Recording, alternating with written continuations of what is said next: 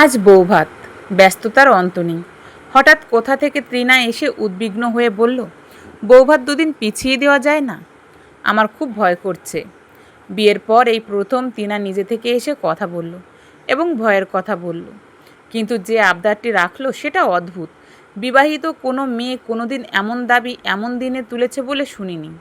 আমার প্রথম থেকেই সন্দেহ হচ্ছিল তৃণা কোনো কারণে ভয় পাচ্ছে। আমার ধারণা ঠিক প্রমাণ হলো। তৃণার ছেলে মানুষই প্রস্তাবে হাসি পেয়ে গেল। হাসতে হাসতে বললাম, বাবাকে গিয়ে বলো তোমাকে অত্যন্ত স্নেহ করেন, নিশ্চিত কথা রাখবেন।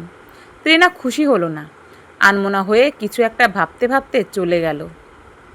তৃণা চলে যাবার পথে তাকিয়ে রইলাম অনেকক্ষণ। বোঝার চেষ্টা করলাম ওর ভয়টা আসলে কিসের, কেন ভয়, কাকে ভয় পাচ্ছে।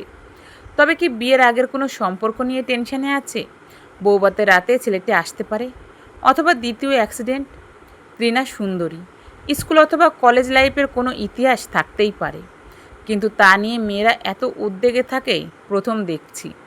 ও চলে যাবার অনেকক্ষণ পর মনে হলো কিছু কি বলতে এসেছিল, কোনো গোপন কথা, অথবা কেউ হুমকি দিচ্ছে সে ব্যাপারে কিছু। ওকে ফিরিয়ে দেওয়াটা ঠিক হয়নি, মনোযোগ দিয়ে ওর কথা শোনা উচিত ছিল। কিছু একটা নিশ্চিত বলতে চেয়েছিল। তিনাকে আর পাওয়া গেল না।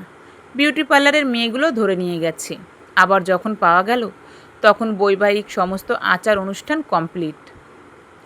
বৌদিরা তৃণাকে আমার ঘরে দিয়ে গেছে আর বলে গেছে, নয়নদীপ, বেশি বাড়াবাড়ি করো না।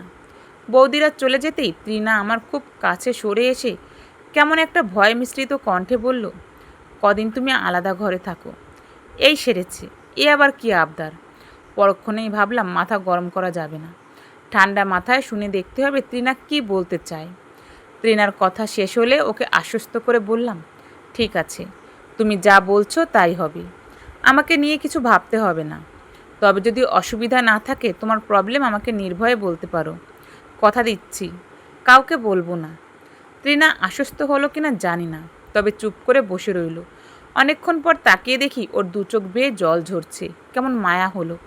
কাছে গিয়ে ওর দুটো হাত ধরে বললাম, আমায় বিশ্বাস করো, যদি কিছু বলার থাকে বলো। কথা দিচ্ছি, কাউকে বলবো না। তৃণা আবার অনেকক্ষণ ভাবল। শেষে শাড়ির আঁচলে চোখ মুছে ভয়ে ভয়ে বলল, বিয়ে ঠিক হবার পর যতবার শারীরিক সম্পর্কের কথা ভেবেছি ততবার শরীর আমার ভয়ে কুঁকড়ে গেছে। সেই যন্ত্রণার দিনটা আমি এখনও ভুলতে পারিনি। আসলে আমি তৃণার মুখের কথা কেড়ে নিয়ে বললাম, গ্যাংরেপড হয়েছিলে। আমার কথায় তৃণা চমকে উঠল। বিস্ফোরিত দৃষ্টিতে চেয়ে আশ্চর্য হয়ে বলল, তুমি জানলে কি করে? তোমার বাবা আমায় গোপনে বলেছিলেন। তারপরেও তুমি বিয়েতে রাজি হয়েছ? রাজি না হওয়ার তো কিছু নেই।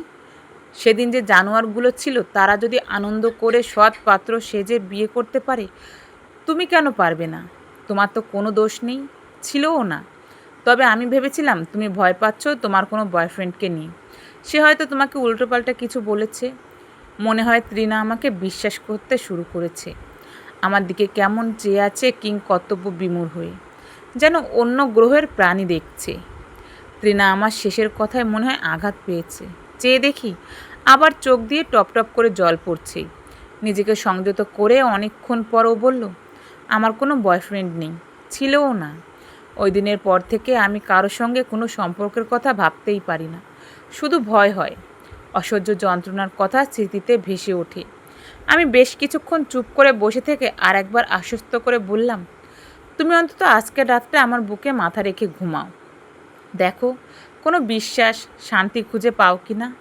তৃণা ভয়ে ভয়ে কাছে এসে চুপ করে দাঁড়িয়ে রইল কিছুক্ষণ। কি যেন ভাবলো, কি যেন দেখলো।